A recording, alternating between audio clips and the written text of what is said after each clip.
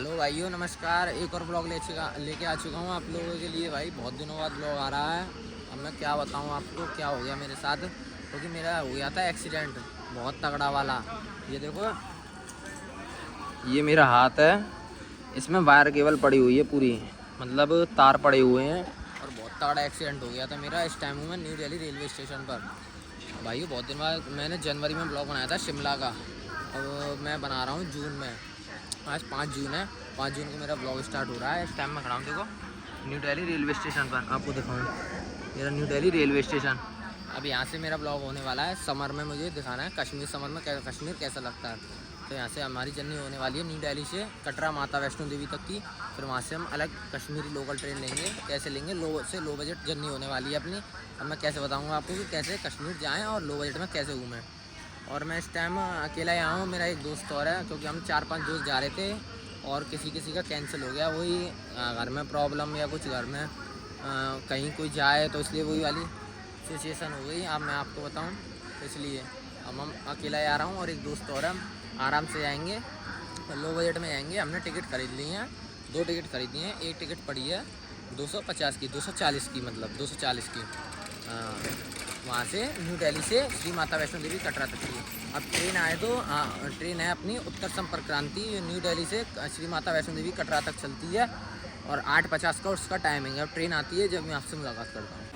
देखो भाई, प्लेटफॉर्म पर कितनी भीड़ है उत्तर संपर्क क्रांति ट्रेन के लिए, आने वाली है बस।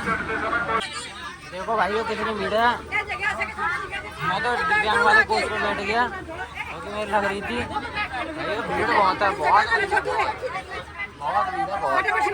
भाई मैं ब्लॉग भी नहीं बना पाया, इतनी भीड़ थी उस दिव्यांग वाले कोच में, हैंडीकैप कोच में, कि मैं बता नहीं सकता। मैं स्लीपर में आ गया इसलिए क्योंकि मेरे देखो हाथ में भी लग रही है, इसलिए टोलट में आके वीडियो बना रहा हूँ। बहुत तगड़ी भीड़ थी। अब मैं स्लीपर कोच में आ गया हूँ, देखते हैं टीटी से बात करके यहाँ पे बैठ जाते हैं। नहीं, लेकिन भीड़ बहुत थी इसलिए मैं अभी बहुत लग रही थी। स्लीपर में आ गया, अब थोड़ा सही लग रहा है। और वैसे जर्नी सही जा रही है, पानीपत से निकल चुके हैं। अब रात को आपको अपडेट देता रहूँगा वैसे, नहीं तो सुबह मिलेंगे कटरा में, क्योंकि रात को तो अच्छा व्यू आएगा नहीं, सुबह ही अच्छा व्यू आएगा कटरा में। तो वैसे सुबह मिल जाएंगे, रात को कुछ व्यू कैप्चर करा तो मैं कर।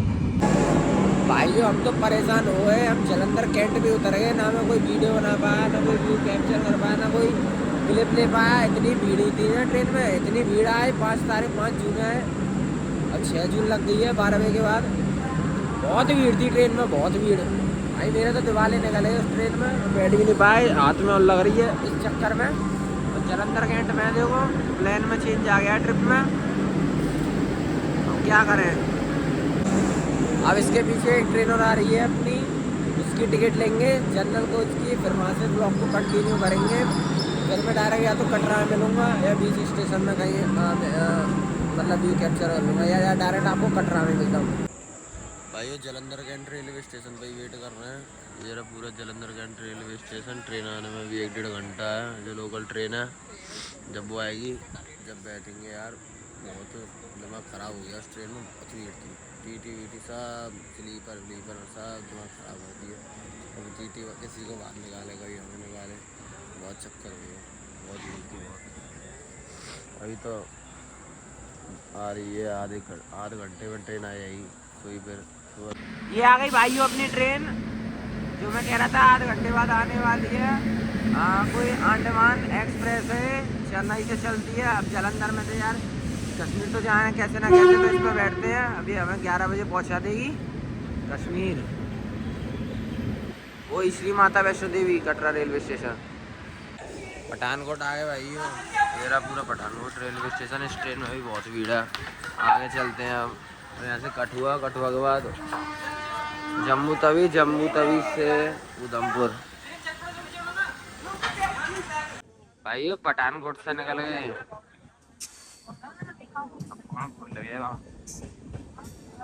निकल गए पठानकोट।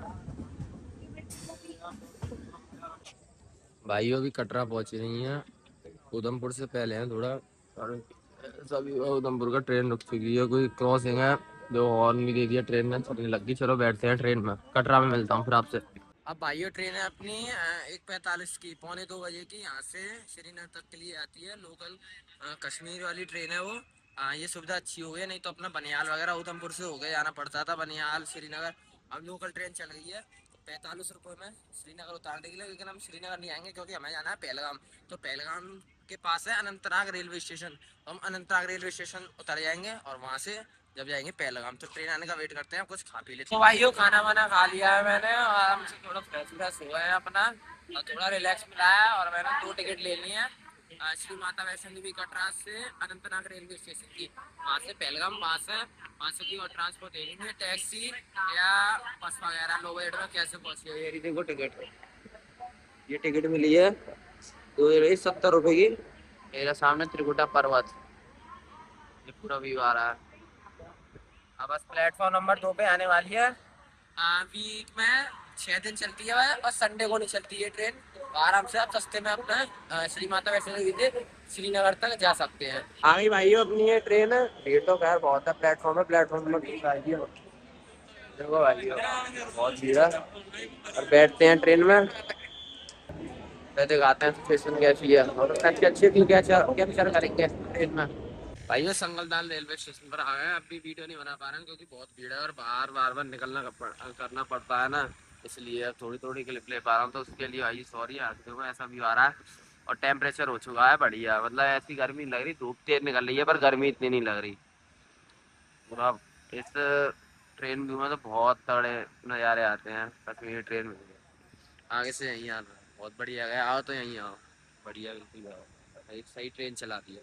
चलो आगे स्टेशन पे मिलते हैं या फिर अनंतनाग पे ही मिलते हैं डायरेक्ट, क्योंकि मेरे मोबाइल की भी बैटरी कम है। बनियाल आगे भाई, बनियाल मेरा बनियाल रेलवे स्टेशन पूरा, क्या नज़ारे हैं बनियाल रेलवे स्टेशन के। थोड़ी देर में अनंतनाग आने वाला है, अनंतनाग में मिलते हैं फिर आपको। ये देखो माउंटेन्स कितनी बढ़िया लग रहा है बनियाल रेलवे स्टेशन।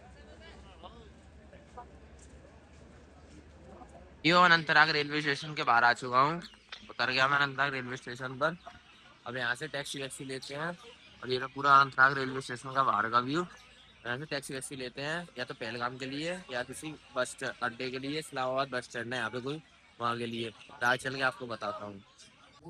आ गए भाइयों पहलगाम, रात का टाइम हो रहा है, अब मैं बता नहीं सकता अनंतनाग से कैसे आए पहलगाम, बड़ी मुश्किल से आए हैं क्योंकि हमारी ट्रेन लेट हो गई थी और ट्रेन लेट होने आने का चक्कर तो यही है, फिर टैक्सी वगैरह सुमो वगैरह नहीं मिली। खैर ज़्यादा पैसे नहीं लगे अनंतनाग से हमारे, टोटल एक पर्सन के 160 रुपये लगे हैं यहाँ पे आने में, क्या कहते हैं अनंतनाग रेलवे स्टेशन से पहलगाम आने में। अब मैं पहलगाम में खड़ा हूँ, होटल में ले लिया है, खाना पीना खा लिया है, मोबाइल में बैटरी नहीं थी इसलिए मैं ब्लॉग बना नहीं पाया, चार्ज कराया तो मैं ब्लॉग बना रहा हूँ। और मैं आपको दिखाऊँ अभी रूम कितने का लिया है और कैसा रूम लिया है दिखाता हूँ, और अभी हम 2 दिन तो यहीं पे हैं। चलो रूम में आके बात करते हैं। तो भाई रूम पे आ चुका हूँ, रूम दिखाता हूँ आपको कैसा है। ये रहा रूम, ये पूरा रूम है, पैसे मैं आपको सुबह बता दूंगा। ये रहा वॉशरूम, सही है। ठंड तो हो रखी है पहलगाम में, 9 डिग्री टेम्परेचर है। और मैं अब सुबह मिलता हूँ क्योंकि यार 2 दिन से चले हुए हैं, थक गए हैं। अब सुबह मिलता हूँ आपसे, सुबह पहलगाम की व्यू दिखाऊंगा, बहुत अच्छे अच्छे व्यू आ रहे हैं यहाँ से। तो बाय, सुबह मिलते हैं। नहा धो के हो गए हैं भाई रेडी, गुड मॉर्निंग भाई। रात को तो यार बहुत ठंड थी, यहाँ पे बहुत ठंड लगी। और ये कुछ अपना ये होटल है, रात को दिखा नहीं पा रहा था ना क्योंकि अंधेरा था। ये होटल के पास का ये पूरा व्यू है, ये टैक्सी स्टैंड है। कहीं से भी आओगे आप श्रीनगर वगैरह अनंतनाग तो यही टैक्सी आपको उतारेगी, पहलगाम का टैक्सी स्टैंड है। अब आस पास में कहीं घूमने चलते हैं, पहले कुछ खा पी लेते हैं फिर घूमने चलेंगे। और माउंटेन दिखाता हूँ आपको, जूम कर दो, ग्लेशियर ही है, ग्लेशियर माउंटेन ही है। ये देखो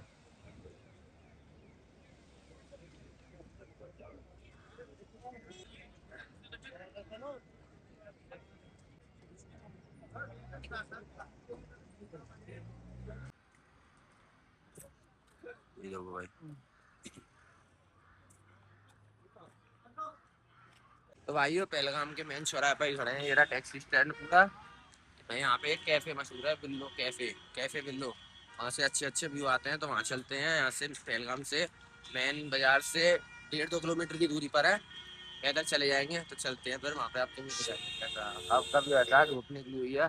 13-14 डिग्री सेल्सियस टेम्परेचर है। वहीं आगे मिलते हैं भाइयों, बिल्लो कैफे के रास्ते में व्यू देखना। बिल्लो कैफे जा रहे हैं देखो, बहुत अच्छे अच्छे व्यू आ रहे हैं। हाँ तो भाइयों कश्मीर आओ, लो बजट में ऐसे आप आराम से कश्मीर आ सकते हो। ऑल इंडिया न्यू दिल्ली से जैसे मैं आया हूँ आप आ सकते हो आराम से। ये देखो ग्लेशियर माउंटेन, बहुत अच्छा है। अभी आधा किलोमीटर रह गया है, पहुँच के मिलते हैं फिर आपसे।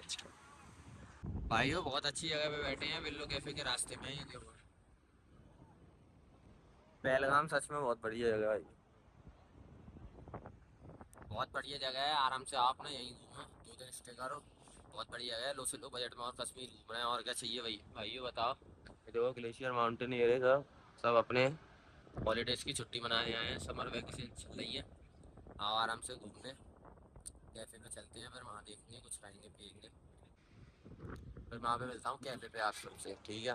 चलो तो भाइयों आ चुके हैं पहलगाम का मशहूर कैफे, तो कैफे ये रहा देखो, ये रहा रिवर साइड सीन देखो। यहाँ राफ्टिंग भी होती है, राफ्टिंग बहुत मशहूर है यहाँ की, ऐसे ऋषिकेश में होती है ना, यहाँ पर भी राफ्टिंग बहुत मशहूर है। आओ आप यहाँ पे, बहुत अच्छा कैफे, खाओ पियो, आप समझ लो। अब बहुत अच्छे अच्छे व्यू आ रहे हैं यार, बहुत अच्छे अच्छे। इतना दूर का गर्मी में आना सफर रहा, न्यू दिल्ली यूपी में तो भाई बहुत मतलब इतना बहुत गर्मी है इस टाइम। आओ आराम से यहाँ पे घूमो। अब देखते हैं ऐसे कहीं और जाएंगे तो कहीं और जाएंगे, नहीं तो यहीं स्टे करेंगे, और मैं आगे आपको ब्लॉग में बता दूँगा। जितना बजट सोचते हैं कश्मीर का उतना बनता नहीं है, लेकिन हाँ आ सकते हो आप। 5 से 6 6 साढ़े 6 हज़ार में आप अच्छे से पूरा कश्मीर, मतलब पूरा कश्मीर तो नहीं, पहलगांव या फिर सिंगल साइड सोनमर्ग या गुलमर्ग एक्सप्लोर कर सकते हो, बहुत अच्छे से रुक सकते हो, खा पी कर बढ़िया अपना, ज़्यादा सोचे ना, आराम से अपना आए कश्मीर एंजॉय करें। कश्मीर की वादियाँ, जन्नत कश्मीर। फिर आपसे थोड़ी देर भाइयों हम आ चुके हैं आरू वैली, जहाँ पर बजरंग भाईजान की शूटिंग हुई थी। पहलगाम के टैक्सी स्टैंड से आपको आना है आरू वैली, क्योंकि अभी हम एक साथ प्लान बन गया कि आरू वैली चलते हैं। 12 से 13 किलोमीटर है पहलगाम से आरू वैली, और बहुत अच्छी जगह है। ये यार रिवर सीन है यहाँ से, पूरा आरू वैली का व्यू देखो। यहाँ पर कैंपिंग स्पॉट भी है, यहाँ पे आप कैंपिंग भी कर सकते हो। यहाँ पूरा आरू वैली, और एक साथ प्लान बन गया इसलिए हम आरू वैली आ गए। ओनली 1 पर्सन 50 रुपये लगते हैं, 2 जने के 100 रुपये लगे हमारे आरू वैली से, वो सॉरी पहलगाम से आरू वैली आने के। और फिर से आरू वैली से पहलगाम जाओगे तो वही 50 रुपये पर पर्सन लगेंगे। आओ अपना घूमो आराम से, यहाँ पे एंजॉय करो, बहुत अच्छी जगह है। टेम्परेचर वही है अपना, ये इतना पहलगाम में अपना क्या कहते हैं आरू वैली में। भाइयों इतने सस्ते में आप यहाँ पर घूम सकते हो, तो आप आओ, अगर बजट हो तो आप पे अपना बजट बनाओ और यहाँ पर आराम से आओ। देखो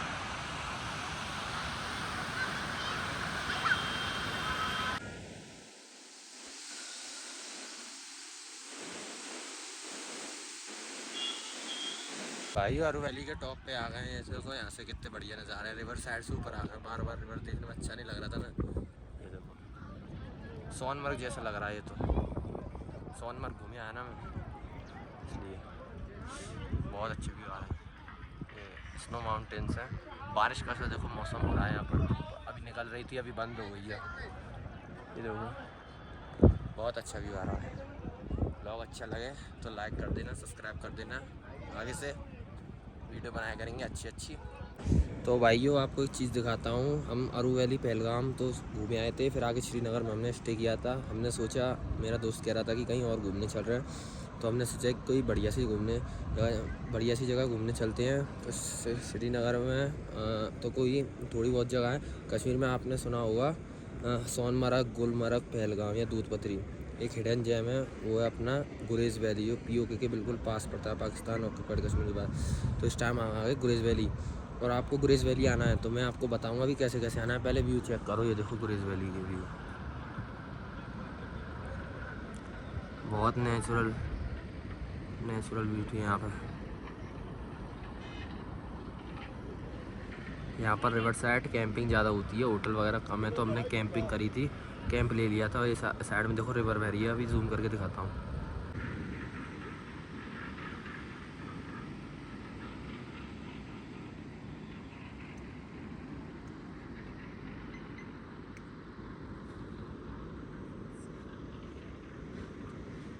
अब मैं आपको बताता हूँ कि यहाँ से श्रीनगर से गुरेज कैसे आना है। पहले श्रीनगर से आप पकड़ें जहांगीर चौक के लिए ऑटो, 30-40 रुपये लेगा। जहांगीर चौक से मंडी, और मंडी से अपना ये है बांडीपुरा, बांडीपुरा से अपना सीधा गुरेज के लिए टैक्सी मिलेगी।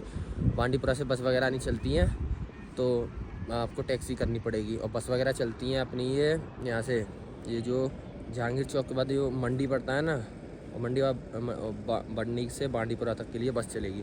तो आप गुरेज़ आएँ, गुरेज़ आपको अच्छा लगेगा। बड़ी मुश्किल से आए थे गुरेज़, 7-8 घंटे लगते हैं श्रीनगर से अगर आप शेयरिंग में आएंगे तो, और अपने व्हीकल से आएंगे तो 4-5 घंटे में आप गुरेज़ पहुंच जाएंगे। तो बड़ी मुश्किल से आए थे भाइयों। और ये है गुरेज़ पूरा गुरेज़ वैली, पाकिस्तान के पास बिल्कुल, पाकिस्तान ऑक्यूपाइड कश्मीर पर। ये अपना इंडिया है, इंडिया से बेहतर जगह और कहाँ है। अभी तो टी शर्ट पहन रखी है मैंने, और लेकिन सुबह और शाम की तो बहुत तगड़ी यहाँ पे ठंड रहती है। टेंट ले लिया था, टेंट पड़ा था हमको 1500 रुपये का 1 नाइट के लिए। अच्छा टेंट था, कंबल वगैरह सब बढ़िया थे, और साफ़ सफाई बहुत थी, और चार्जिंग की सुविधा भी मिली थी हमें।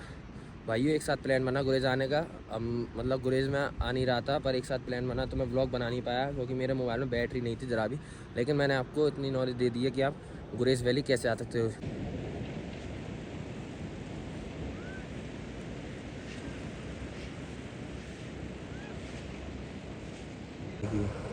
ये रिवर बह रही है पूरी, बहुत अच्छा व्यू आ रहा, बहुत अच्छा। अच्छी खासी धूप निकली है, रात को बहुत ठंड हो गई थी, 7-8 डिग्री टेम्परेचर चला गया था। यहाँ ज़्यादातर अपनी लोग पर्सनल बाइक या गाड़ी से आते हैं, शेयरिंग में आना बड़ा मुश्किल है। मैं आपको बताऊँ, देखो स्नो के माउंटेन्स यहाँ पर ठंडी है इसलिए अभी भी स्नो है। तो भाइयों गुरेज़ के गांव में घूमने आए हैं, बहुत अच्छा व्यू आ रहा है, ओल्ड ज़माने के घर है, बिल्कुल ओल्ड व्यू आ रहा है, बहुत अच्छे अच्छे व्यू हैं। यहाँ हब्बा खातून के पास है हम बिल्कुल। गुरेज़ आओ, गुरेज़ के पास बहुत साइट सीन है, बहुत अच्छी अच्छी जगह है घूमने के लिए। हम तो ओल्ड गांव में घूम रहे हैं, यहाँ नेचर देख रहे हैं कैसा है। और ऐसे माइन मार्केट से 2-3 किलोमीटर आ चुके हैं। किसी ने कहा है ऊपर जाओ थोड़ा पहाड़ की तरफ।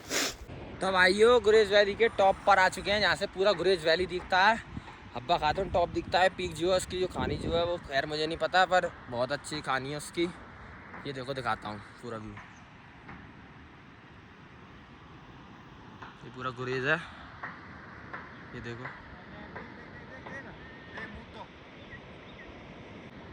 देखो ये रहा हब्बा खातून पीक, कितना अच्छा व्यू आ रहा है देखो यहाँ से। और क्या कहते हैं, ये ट्रैक था कल कुल 3 किलोमीटर का, 3 से 3.5 किलोमीटर। हाँ, आधे घंटे में हम रुकते रुकाते फ़ोटो वोटो खींचते आ गए। आप भी आए होगे, और आधे घंटे से लगेगा नहीं, 20 मिनट ही लगते हैं, 15 मिनट। अब आराम से नीचे जाते हैं, फिर अपने घर की तरफ निकलते हैं।